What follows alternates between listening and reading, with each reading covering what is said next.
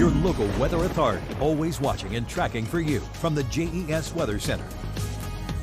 And another nice weekend to head out to the lake. But before we get there, got to track some showers and storms, much like this one.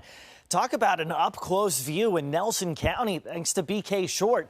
For today's picture of the day, probably going to see some views like that with scattered storms in the forecast. You see this storm system coming in from the west. It's eventually going to tap into our heat and humidity that we've had over the past few days.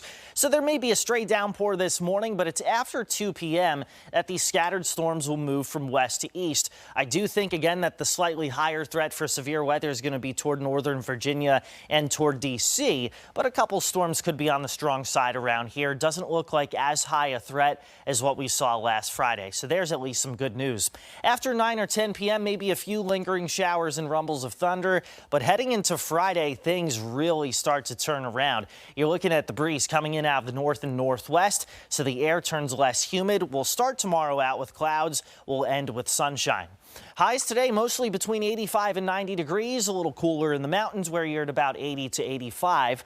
Overnight temperatures about 60 to 65, and if the wind calms down enough, we'll awaken to patchy fog tomorrow. Clouds decreasing, upper 70s and lower 80s with much lower humidity. But over the course of the next 2 days, we're keeping an eye on the tropics. That's where there's an 80% chance of our next system developing, especially as you go toward Cuba and South Florida.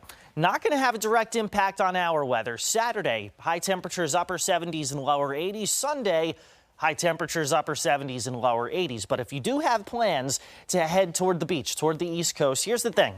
80s with scattered storms, not a direct impact. I will tell you, by Sunday, by Monday, if you plan on being out there by then, pay attention to the flags on the beach because the rip current risk looks like it's going to be pretty high by then because that potential tropical system will be offshore and kind of kicking up the wind a little bit.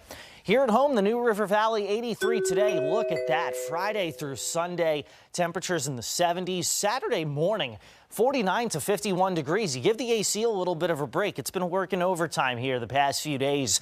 Highs next week, 80 to 82 in the NRV with scattered storm chances returning. For the Roanoke Valley, you're looking at highs near 90 today prior to the arrival of showers and thunderstorms. 81 to 83, the forecast high through the weekend with temperatures in the middle to upper 50s each morning. That is fantastic news if you plan on participating in the Ironman. Sunday morning, first thing, 58. By the end of the race, we're in the 70s, high of 83 during the afternoon, and maybe a stray shower or storm. But I think that chance starts to go up as we incorporate more warmth, more humidity by Tuesday and Wednesday of next week.